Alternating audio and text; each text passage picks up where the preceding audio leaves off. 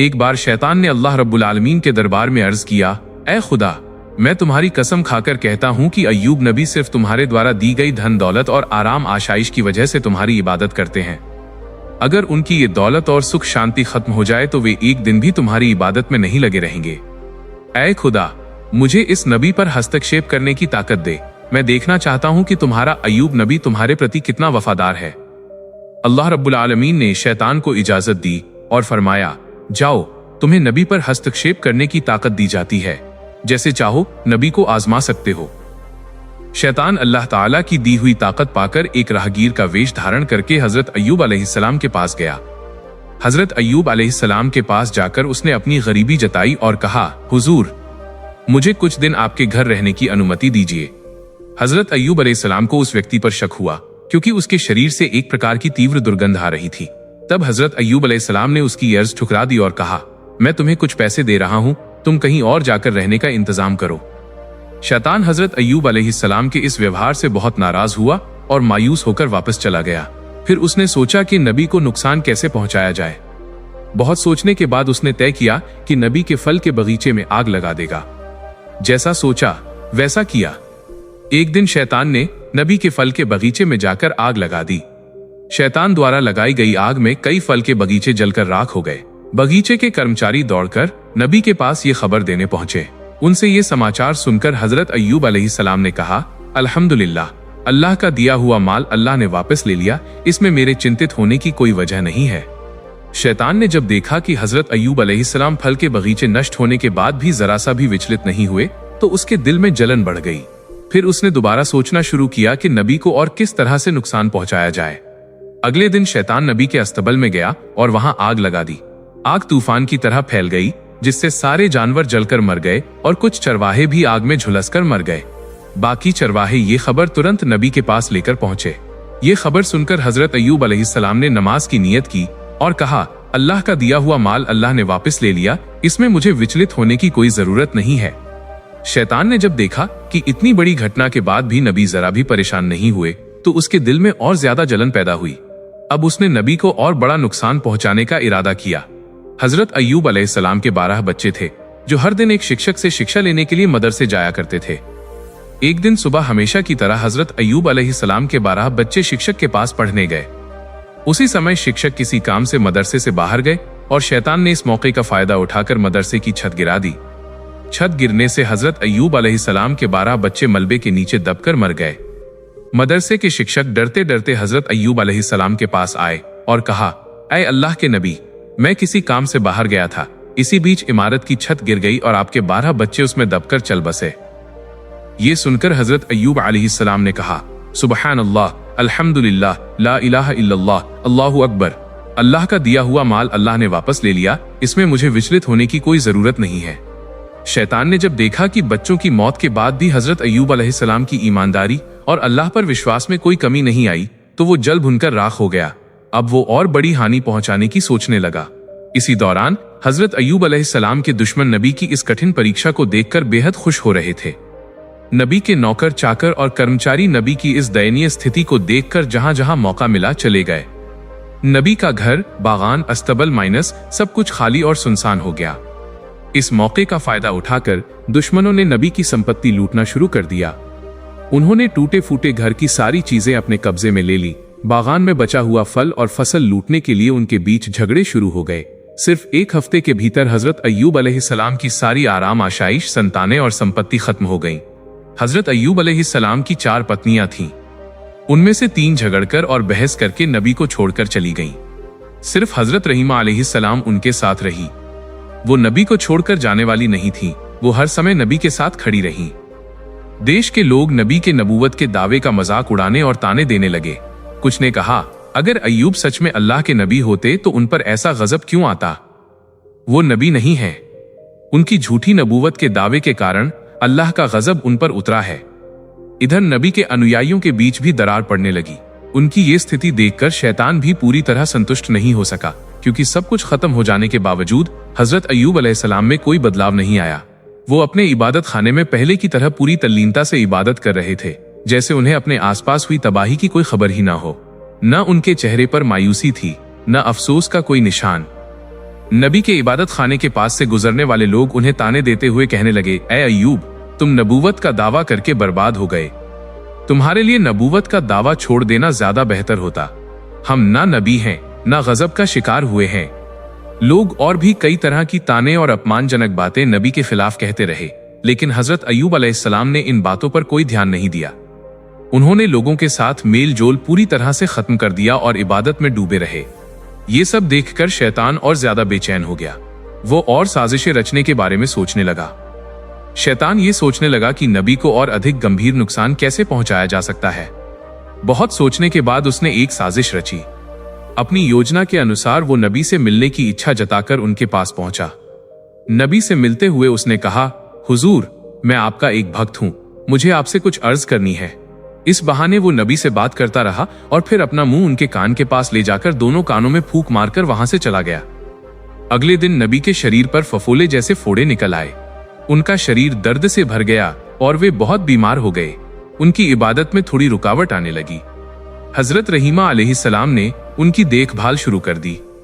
धीरे धीरे वे फोड़े बड़े होकर घाव बन गए। लंबे समय तक इसी स्थिति में रहने के बाद नबी के शरीर में कीड़े पैदा हो गए। कुछ दिनों के बाद इन कीड़ों की संख्या बढ़ने लगी। ये कीड़े नबी के शरीर का मांस और खून खाने लगे। दूसरी ओर हजरत रहीमा के पास जमा किया हुआ सारा पैसा और सामान खत्म हो गया। खाने पीने की गंभीर समस्या पैदा हो गई।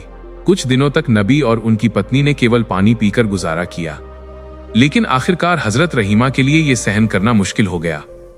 हजरत रहीमा अलैहिस्सलाम नबी के पास आकर रोने लगी, ऐ अल्लाह के नबी, अब हमारे पास कुछ भी नहीं बचा है, इसलिए गांव जाकर लोगों के घरों में काम करके रोजी कमाने के अलावा हमारे पास और कोई चारा नहीं है। अगर आप मुझे इजाजत दें तो मैं गांव में जाकर लोगों के घरों में काम करके हलाल रोजी कमा सकती हूं और उससे हमारे खाने का इंतजाम हो जाएगा। हजरत अय्यूब अलैहिस्सलाम अपनी पत्नी रहीमा की बात सुनकर बहुत देर तक रोते रहे। फिर उन्होंने कहा, रहीमा, मेरा इरादा तुम्हें तकलीफ देने का कभी नहीं था, लेकिन मैं बहुत बीमार हूं और मजबूरी में तुम्हें इजाजत दे रहा हूं। तुम जाओ और लोगों के घरों में काम करो ताकि कुछ हलाल रोजी कमा सको। नबी की इजाजत पाकर हजरत रहीमा ने गांव में लोगों के घरों में काम करना शुरू कर दिया। दूसरी ओर गांव वाले जब हजरत अय्यूब अलैहिस्सलाम के शरीर की स्थिति देखते तो बहुत भयभीत हो जाते। उनके शरीर से उठने वाली दुर्गंध से लोग घृणा महसूस करने लगते और उनके शरीर में सिहरन होने लगती। इसके अलावा नबी के शरीर से उठने वाली सड़ी मांस की गंध से लोग परेशान हो गए। एक दिन गांव वाले हजरत अय्यूब अलैहिस्सलाम के पास आए और बोले, ऐ अय्यूब, तुम तुरंत हमारा गांव छोड़कर कहीं और चले जाओ। अगर ऐसा नहीं किया तो हम तुम्हें यहां से जबरदस्ती निकाल देंगे। उस समय हजरत अय्यूब अलैहिस्सलाम के साथ केवल 3 लोग थे, माइनस उनकी पत्नी हजरत रहीमा अलैहिस्सलाम और उनके 2 शागिर्द। ये दोनों शागिर्द हमेशा नबी की देखभाल और सेवा में लगे रहते थे। गांव वालों के लगातार दबाव के कारण शागिर्द ने हजरत अय्यूब अलैहिस्सलाम को दूसरे गांव ले जाने का फैसला किया। कई घंटे तक सफर करने के बाद वे एक और गांव पहुंचे, लेकिन उस गांव के लोग भी नबी की हालत देखकर घबरा गए और बोले, तुम इसे तुरंत यहाँ से लेकर चले जाओ, नहीं तो हम तुम्हें मारकर यहाँ से भगा देंगे। इस तरह शागिर्द ने हजरत अय्यूब अलैहिस्सलाम को 7 अलग अलग गांवों में घुमाया, लेकिन कोई भी गांव उन्हें आश्रय देने को तैयार नहीं हुआ। आखिरकार शागिर्द परेशान हो गए। वे नबी को रास्ते के किनारे कचरा और गंदगी डालने की जगह पर एक पेड़ की छाया के नीचे छोड़कर चले गए। जाने से पहले वे आपस में बातें करने लगे। हजरत अय्यूब अलैहिस्सलाम अल्लाह के नबी होने के बावजूद इस तरह की मुसीबत में क्यों फंसे? एक शागिर्द ने जवाब दिया, शायद उन्होंने अल्लाह ताला की मर्जी के खिलाफ कुछ किया होगा, नहीं तो ऐसी हालत क्यों होती। दूसरे ने पहले की बात का समर्थन करते हुए कहा, जब नबी अल्लाह के दिए रास्ते से भटक गए हैं तो अब उनके साथ रहने से हमें कोई फायदा नहीं, चलो हम यहाँ से चले जाते हैं। दोनों इस बात पर सहमत हुए और हजरत अय्यूब अलैहिस्सलाम को पेड़ के नीचे छोड़कर चले गए। हजरत रहीमा अलैहिस्सलाम हजरत अय्यूब अलैहिस्सलाम को छोड़कर जाने वाली महिलाओं में से नहीं थीं। वे हमेशा नबी की सेवा में व्यस्त रहती थीं। दिन के कुछ समय में वह लोगों के घरों में नौकरानी का काम करती और जो थोड़ा बहुत कमा पाती उससे अपने पति के लिए दवा और भोजन का इंतजाम करती थीं। इस तरह समय बीतता रहा। हजरत अय्यूब अलैहिस्सलाम के शरीर से कभी कुछ कीड़े मर जाते तो कभी नए कीड़े पैदा हो जाते। उनके शरीर पर कीड़ों की संख्या लगातार बढ़ती ही जा रही थी। उनके शरीर पर अब केवल हड्डियां और थोड़ा सा मांस ही बचा था। एक दिन उनके शरीर से कुछ कीड़े गिरकर जमीन पर आ गए। तब हजरत अय्यूब अलैहिस्सलाम ने अपनी पत्नी रहीमा अलैहिस्सलाम को बुलाकर कहा, रहीमा, इंसान मिट्टी से बना है और मरने के बाद उसका शरीर फिर मिट्टी में बदल जाता है। अगर मेरे शरीर का मांस और खून अल्लाह के इन कीड़ों की भूख मिटाने में काम आ रहा है तो इसमें कोई आपत्ति नहीं होनी चाहिए। कम से कम इससे इन्हें भोजन मिल रहा है। जो कीड़े मेरे शरीर से गिरे हैं उन्हें वापस उठाकर मेरे शरीर पर रख दो ताकि उन्हें अपना भोजन पूरा मिल सके। हजरत रहीमा अलैहिस्सलाम ने अपने पति के आदेश का पालन किया और गिरे हुए कीड़ों को उठाकर फिर से उनके शरीर पर लगा दिया। एक दिन हजरत रहीमा अलैहिस्सलाम गांव गईं, लेकिन उन्हें कोई काम नहीं मिला। इस वजह से वे बहुत चिंतित हो गईं। उनके मन में बार बार ये सवाल उठ रहा था कि आज वे अपने पति को खाना कैसे खिलाएंगी। उन्होंने पूरे गांव में काम ढूंढने की बहुत कोशिश की, लेकिन कहीं भी उन्हें काम नहीं मिला। आखिरकार वो एक महिला के पास गईं और उनसे कहा, हे सम्मानित महिला, क्या आप मुझे आज के लिए कुछ पैसे उधार दे सकती हैं? मैं कल आपको ये पैसे वापस कर दूंगी। मेरा पति बहुत बीमार है और मैं आज कोई काम नहीं ढूंढ पाई हूँ। अगर आप मुझे कुछ पैसे उधार देंगी तो मैं अपने पति के लिए दवा और खाना ला सकूंगी, नहीं तो उन्हें भूखा रहना पड़ेगा। कृपया मुझ पर दया करें। महिला ने हजरत रहीमा अलैहिस्सलाम की बात सुनकर कहा, मैं किसी को पैसे उधार नहीं देती। मैंने पहले बहुत से लोगों को पैसे उधार दिए हैं, लेकिन किसी ने आज तक मेरे पैसे वापस नहीं किए। इसलिए ये नाटक करना बंद करो और सीधे अपने घर का रास्ता पकड़ो। मैं तुम्हें कोई पैसा उधार नहीं दे सकती। हजरत रहीमा अलैहिस्सलाम ने कहा, तो फिर मुझे कोई काम दे दीजिए, उस काम के बदले में मुझे पैसे दे दीजिए। महिला ने कहा, मेरे पास तुम्हारे लिए कोई काम नहीं है, लेकिन मैं एक शर्त पर तुम्हें पैसे दे सकती हूँ। तुम्हारे सिर के बाल मुझे बहुत पसंद हैं। अगर तुम अपने सिर के बाल काटकर मुझे दे दो तो मैं उनके बदले तुम्हें पैसे दे सकती हूँ। हजरत रहीमा अलैहिस्सलाम ने जवाब दिया, हे महिला, मेरे पति बहुत बीमार हैं। उनका पूरा शरीर कीड़ों ने खा लिया है। वो किसी कठोर चीज को छू भी नहीं सकते। जब वो बिस्तर से उठते हैं तो मेरे बाल पकड़कर सहारा लेते हैं। अगर मैं अपने सिर के बाल काटकर तुम्हें दे दूं तो मेरे पति बिस्तर से कैसे उठेंगे?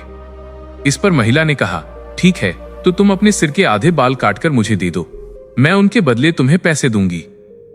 हजरत रहीमा अलैहिस्सलाम ने चारों तरफ से लाचार होकर महिला की इस शर्त को मान लिया। उन्होंने अपने सिर के आधे बाल काटकर महिला को दे दिए और बदले में कुछ पैसे लिए। उन पैसों से उन्होंने अपने बीमार पति के लिए भोजन और दवा खरीदी और घर की ओर चल पड़ी। शैतान ये सब देख रहा था। जब उसने देखा कि हजरत रहीमा अलैहिस्सलाम ने अपने सिर के आधे बाल कटवा लिए हैं, तो उसने इसे हजरत अय्यूब अलैहिस्सलाम और रहीमा के बीच गलत फहमी पैदा करने का सुनहरा मौका समझा। इसके बाद शैतान एक दरवेश का वेश धारण करके हजरत अय्यूब अलैहिस्सलाम के पास आया और कहा, आप अल्लाह के नबी हैं, लेकिन आपकी पत्नी का चरित्र बहुत खराब है। वो अक्सर अलग अलग जगहों पर चोरी करती है और इसी तरह गलत तरीकों से पैसा कमाती है। आज वो चोरी करते हुए पकड़ी गई और लोगों ने सजा के तौर पर उसके सिर के आधे बाल काट दिए। जब वो घर लौटेगी तो आप खुद ये देख सकते हैं। हम आपकी इज्जत करते हैं, इसलिए आपको पहले ही ये बात बता रहे हैं। यह कहकर शैतान वहां से चला गया। हजरत अय्यूब अलैहिस्सलाम ने शैतान की बातों पर विश्वास कर लिया और गुस्से से भर उठे। उन्होंने अकेले में कहा, मेरी पत्नी इतनी गिर सकती है, ये मैंने कभी सोचा भी नहीं था। अब मैं उसके कमाए हुए पैसे से खाना नहीं खाऊंगा। वो मुझे अब तक गलत तरीके से कमाए हुए पैसे से खिलाती रही है, इसलिए मैं अल्लाह के सामने बहुत शर्मिंदा हूँ। हे मेरे पालनहार रहमान और रहीम, मुझे माफ कर दे। अगर मैं स्वस्थ हो जाऊं तो मैं निश्चित रूप से उसे 100 कोड़े मारूंगा। फिर मैं अल्लाह की कसम खाकर कहता हूं कि मैं स्वस्थ होने के बाद उसे 100 कोड़े जरूर मारूंगा। उस दिन शाम को हजरत अय्यूब अलैहिस्सलाम ने अपनी पत्नी के बारे में सुनी हुई बातों को लेकर बहुत व्यथित महसूस किया। उसी शाम जब हजरत रहीमा अलैहिस्सलाम घर लौटी तो हजरत अय्यूब अलैहिस्सलाम ने उनसे कोई बात नहीं की। रहीमा अलैहिस्सलाम ने अपने पति की यह हालत देखकर अत्यंत विनम्रता के साथ उनसे पूछा, हे मेरे प्रिय पति, क्या हुआ? आप मुझसे कोई बात क्यों नहीं कर रहे हैं? लेकिन हजरत अय्यूब अलैहिस्सलाम ने उनकी बात का कोई उत्तर नहीं दिया। इसके बाद रहीमा अलैहिस्सलाम ने उनके लिए खाना और दवा पेश की, लेकिन अय्यूब अलैहिस्सलाम ने उसे भी ठुकरा दिया। रहीमा अलैहिस्सलाम ने उनके पैरों को पकड़ लिया और रोते हुए कहा, हे मेरे प्रिय पति, कृपया मुझे बताइए, आप मुझसे क्यों नाराज हैं? तब हजरत अय्यूब अलैहिस्सलाम ने कहा, मैंने कभी कल्पना भी नहीं की थी कि तुम्हारा चरित्र इतना गिर सकता है। तुम चोरी करके मुझे अब तक खाना खिलाती रही हो। तुम्हारा गलत तरीके से कमाया हुआ पैसा मैं खा रहा था। ये सोचकर मैं खुद को माफ नहीं कर सकता। आज एक दरवेश ने आकर मुझे तुम्हारे बारे में बताया। उसने कहा कि तुम चोरी करते हुए पकड़ी गई हो और इसी कारण लोगों ने तुम्हारे सिर के आधे बाल काट दिए। हजरत रहीमा अलैहिस्सलाम ने अपने पति के मुंह से ये बात सुनी तो ऐसा लगा जैसे उनके पैरों तले जमीन खिसक गई हो। उनकी आंखों से आंसू बहने लगे। तब उन्होंने दोनों हाथ उठाकर अल्लाह से फरियाद की, हे अल्लाह, हे रहमान और रहीम, तुम सब जानते हो मैंने जो भी किया उसकी क्या मंशा थी ये तुमसे छुपा नहीं है। मैं नहीं जानती कि मेरे पति को किसने या क्यों मेरे खिलाफ झूठी बातें बताई। हे अल्लाह, तुम मेरे पति को सच्चाई से अवगत कराओ। रहमान और रहीम, मैं इसके लिए इंसानों के सामने नहीं गिड़गिड़ाऊंगी। तुम मेरे एकमात्र सहारे हो, तुम सबसे बड़े न्यायाधीश हो, इसलिए जिसने भी मेरे पति के मन में मेरे खिलाफ ये गलत फहमी पैदा की है उसका सही न्याय तुम करो। हजरत रहीमा अलैहिस्सलाम की इस फरियाद को सुनकर अल्लाह का अर्श कांप उठा। तभी अल्लाह रब्बुल आलमीन ने हजरत जिब्राइल अलैहिस्सलाम को हजरत अय्यूब अलैहिस्सलाम के पास भेज दिया। हजरत जिब्राइल अलैहिस्सलाम ने हजरत अय्यूब अलैहिस्सलाम के पास आकर कहा, हे अल्लाह के नबी, आपकी पत्नी अत्यंत नेक और ईमानदार हैं। शैतान ने एक दरवेश का रूप धरकर आपको भ्रमित किया और आपकी पत्नी के बारे में झूठी बातें बताईं। वास्तव में आपकी पत्नी निर्दोष है, इसलिए आप अपनी पत्नी के द्वारा पेश किया गया खाना खाएं और उनके प्रति खुश और राजी हो जाएं। हजरत जिब्राइल अलैहिस्सलाम की बातें सुनकर हजरत अय्यूब अलैहिस्सलाम ने अपनी पत्नी रहीमा अलैहिस्सलाम को बुलाकर कहा, रहीमा, मुझे माफ कर दो। शैतान ने तुम्हारे बारे में मुझे झूठी बातें बताई जिनसे मैं भ्रमित हो गया। मैं इसे समझ नहीं पाया और तुम मुझसे नाराज मत होना, क्योंकि मैंने जो कुछ कहा वो अनजाने में कहा। अब मैं कभी भी तुम पर गुस्सा नहीं करूंगा। हजरत रहीमा अलैहिस्सलाम ने अपने पति के मुंह से ये बातें सुनकर बेहद खुशी महसूस की। उन्होंने फिर से पूरी लगन और उत्साह के साथ अपने पति की सेवा शुरू कर दी। रहीमा अलैहिस्सलाम हर दिन मेहनत करके कुछ धन अर्जित करती और उससे अपने पति की जीविका और उपचार का प्रबंध करती। जब शैतान ने देखा कि हजरत अय्यूब अलैहिस्सलाम को रहीमा अलैहिस्सलाम के खिलाफ भड़काने की उसकी योजना विफल हो गई है, तो उसने एक बूढ़े व्यक्ति का रूप धारण किया। एक दिन शैतान बूढ़े व्यक्ति के रूप में हजरत रहीमा अलैहिस्सलाम से रास्ते में मिला और उनसे पूछा, माँ, तुम्हारी ये हालत क्यों हो गई है? तुम इतनी परेशान और थकी हुई क्यों लग रही हो? हजरत रहीमा अलैहिस्सलाम ने उत्तर दिया, मेरे पति बहुत बीमार हैं। उनके शरीर पर घाव हो गए हैं जिनमें कीड़े पड़ गए हैं। उनके शरीर का रक्त और मांस कीड़े खा रहे हैं। यही सोच सोचकर मैं दिन रात बहुत चिंतित रहती हूँ। ये सुनकर बूढ़े ने कहा, मैं तुम्हारे पति के घाव और इस बीमारी का एक अचूक इलाज जानता हूँ। अगर तुम इसे अपने पति को बिना बताए इस्तेमाल कर लो तो वो एक ही दिन में इस बीमारी से छुटकारा पा लेंगे। रहीमा अलैहिस्सलाम ने कहा, हुजूर, दया करके मुझे उस दवा का नाम बता दीजिए, मैं इसे आजमाने की कोशिश करूंगी। तब बूढ़े ने कहा, अगर तुम इस दवा के बारे में अपने पति को पहले से बता दोगी तो वह इसे इस्तेमाल करने से मना कर सकते हैं। इसलिए यदि तुम बिना अपने पति को बताए इस दवा का उपयोग कर सको तो निश्चित रूप से वह स्वस्थ हो जाएंगे। इसके बाद बूढ़े व्यक्ति ने हजरत रहीमा अलैहिस्सलाम से पूछा, माँ, तुम्हारे पति का नाम क्या है? हजरत रहीमा अलैहिस्सलाम ने उत्तर दिया, मेरे पति का नाम हजरत अय्यूब अलैहिस्सलाम है। वो अल्लाह के एक नबी हैं। जीवन के आरंभिक समय में वो बहुत संपन्न थे, लेकिन बाद में अल्लाह रब्बुल आलमीन ने उन्हें विभिन्न आजमाइशों और मुश्किलों में डाला। अब वो एक गंभीर बीमारी से ग्रस्त हैं। शैतान, जो बूढ़े व्यक्ति का रूप धारण किए हुए था, रहीमा अलैहिस्सलाम की बातें सुनकर बोला, जब उन्हें गांव के लोगों ने बाहर निकाल दिया था तो मैंने उन्हें एक बार देखा था। उनके लिए मेरे पास उपयुक्त दवा है। हजरत रहीमा अलैहिस्सलाम ने कहा, हुजूर, कृपया मुझे वह दवा दे दीजिए। बूढ़े व्यक्ति ने कहा, तुम यहीं थोड़ी देर प्रतीक्षा करो, मैं दवा लाकर अभी तुम्हें देता हूँ। ये कहकर बूढ़ा व्यक्ति वहां से चला गया। हजरत रहीमा अलैहिस्सलाम वहीं खड़ी उसकी प्रतीक्षा करने लगी। कुछ समय बाद बूढ़ा व्यक्ति एक बोतल में पानी जैसी दवा और मांस जैसा पदार्थ लेकर आया। उसने रहीमा अलैहिस्सलाम के हाथ में बोतल देते हुए कहा, ये दवा उनके शरीर पर लगाना और ये मांस जैसी दवा भूनकर उन्हें खिलाना। देखना, अगले दिन तक उनका आधा स्वास्थ्य लौट आएगा, और अगर अगले दिन भी इसी तरह इसका उपयोग किया गया तो वो 2 दिनों के भीतर पूरी तरह ठीक हो जाएंगे। इसके बाद बूढ़ा व्यक्ति लंबी लंबी बातें करने लगा।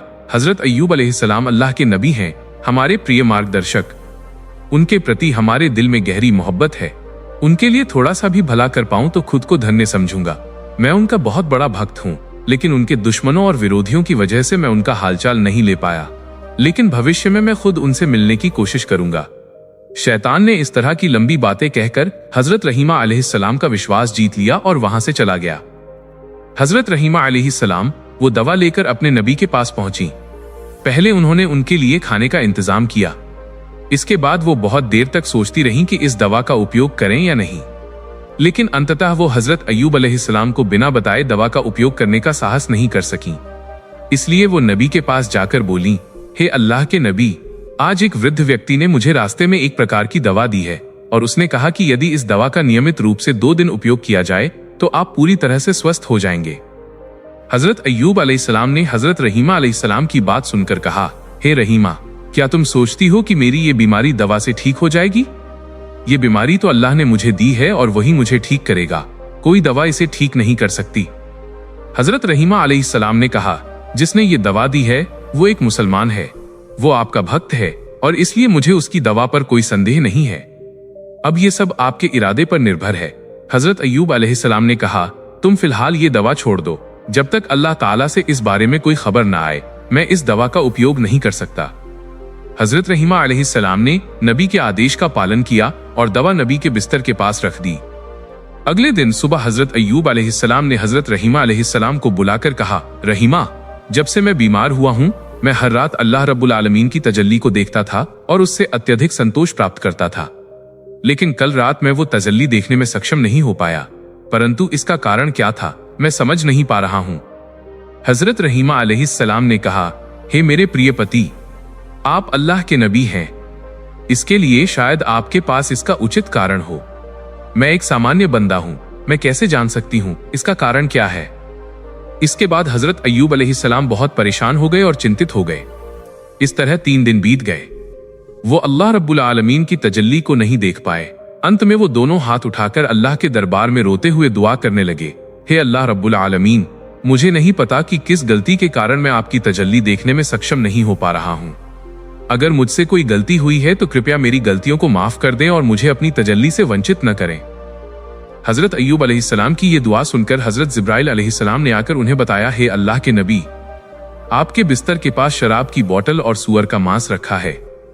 इन हराम चीजों को आपके बिस्तर के पास रखकर आप अल्लाह ताला की तजल्ली की आशा कैसे कर सकते हैं? यदि आप फिर से अल्लाह ताला की तजल्ली प्राप्त करना चाहते हैं तो आपको तुरंत इन चीजों को अपने बिस्तर के पास से हटा देना चाहिए। गहरी रात में हजरत अय्यूब अलैहिस्सलाम ने हजरत रहीमा अलैहिस्सलाम को बुलाकर कहा, रहीमा, मेरे बिस्तर के पास जो शराब और सूअर का मांस रखा है उसे देखो और तुरंत हटा दो। ये चीजें यहाँ होने के कारण ही मैं अल्लाह की तजल्ली दर्शन में असफल हो रहा हूँ। हजरत रहीमा अलैहिस्सलाम नींद से जागकर चारों ओर अच्छी तरह से ढूंढने लगी, लेकिन उन्हें वो शराब की बोतल और मांस कहीं नहीं मिला। तब उन्हें एहसास हुआ कि जिसे वे दवा समझ रही थीं, वो और कुछ नहीं बल्कि शैतान का एक और वार था ताकि नबी की इबादत में खलल डाल सके। उन्होंने तुरंत उस जगह की सफाई की और अल्लाह से माफी मांगी। हजरत अय्यूब अलैहिस्सलाम की बीमारी को अब कई साल, कुछ रिवायतों के अनुसार 18 साल बीत चुके थे। एक दिन जब उनकी पत्नी रहीमा ने उनसे कहा, ऐ अल्लाह के नबी, आप अल्लाह के इतने लाडले हैं, आप दुआ क्यों नहीं करते कि ये मुसीबत टल जाए? हजरत अय्यूब अलैहिस्सलाम ने जवाब दिया, रहीमा, मैंने 70 साल खुशहाली में गुजारे हैं, तो क्या मैं अल्लाह के लिए 70 साल मुसीबत में सब्र नहीं कर सकता? लेकिन जब शैतान की चालें हद से बढ़ गईं और नबी को लगा कि अब उनकी जबान और दिल जो अल्लाह के जिक्र में लगे रहते थे पर भी इसका असर पड़ सकता है, तब उन्होंने निहायत ही आजिजी विनम्रता के साथ दुआ की, रब्बी अन्नी मसानियत दुरू व अंता अरहमुर रहमीन, ऐ मेरे रब, मुझे बीमारी लग गई है और तू सबसे बड़ा रहम करने वाला है। अल्लाह ताला ने अपने नेक बंदे की दुआ कबूल फरमाई और हजरत जिब्राइल अलैहिस्सलाम के जरिए पैगाम भेजा। अल्लाह का हुक्म हुआ, अपना पांव जमीन पर मारो। ये नहाने के लिए ठंडा पानी है और पीने के लिए भी। सूरह साद आयत 42। हजरत अय्यूब अलैहिस्सलाम ने जैसे ही अपना पांव जमीन पर मारा, वहां से पानी का एक चश्मा सोता फूट पड़ा। जब उन्होंने उस पानी से गुस्ल स्नान किया तो उनके शरीर के सारे जख्म और कीड़े गायब हो गए और उनकी त्वचा पहले से भी ज्यादा चमकदार और खूबसूरत हो गई। जब उन्होंने वो पानी पिया तो उनके अंदरूनी अंग और बीमारियां पूरी तरह ठीक हो गईं। जब हजरत रहीमा वापस लौटी तो वे अपने बीमार पति को वहां न पाकर रोने लगी। उन्होंने वहां एक बेहद खूबसूरत और सेहतमंद जवान व्यक्ति को बैठे देखा। उन्होंने पूछा, ऐ अल्लाह के बंदे, यहाँ एक बीमार शख्स था, क्या आपने उसे देखा है? खुदा की कसम, आप शक्लो सूरत में बिल्कुल वैसे ही लग रहे हैं जैसे अय्यूब अपनी सेहत के दिनों में लगा करते थे। हजरत अय्यूब अलैहिस्सलाम मुस्कुराए और बोले, रहीमा, मैं ही तुम्हारा अय्यूब हूँ। अल्लाह ताला ने हजरत अय्यूब अलैहिस्सलाम के सब्र से खुश होकर उन्हें सब कुछ वापस लौटा दिया। एक दौलत और माल, उनके खेतों में बरकत हुई और कहा जाता है कि आसमान से सोने की टिड्डियों की बारिश हुई जिन्हें उन्होंने समेट लिया। 2. औलाद, अल्लाह ने उन्हें फिर से उतनी ही और कुछ रिवायतों के अनुसार उससे दोगुनी औलाद अता फरमाई। 3. शपथ का समाधान, हजरत अय्यूब ने गुस्से में रहीमा को सकोड़े मारने की जो कसम खाई थी, अल्लाह ने उसका भी आसान रास्ता निकाला। अल्लाह ने हुक्म दिया कि 100 तिनको सीकों का एक मुट्ठा बनाओ और उससे एक बार मार दो, जिससे कसम भी पूरी हो जाए और वफादार पत्नी को तकलीफ भी न हो। सीख, ये वाकया हमें सिखाता है कि चाहे दुनिया की हर चीज छिन जाए, अगर अल्लाह पर भरोसा और सब्र कायम है तो वो पहले से भी बेहतर अता करने पर कादिर है। अस्सलामु अलैकुम, मेरा नाम मुकद्दस है। उम्मीद है आपको ये मुकम्मल वाकया पसंद आया होगा। कृपया हमारे चैनल नूर स्टोरीज के साथ जुड़े रहें। अल्लाह हम सबको सब्र अय्यूब अता फरमाए। आमीन।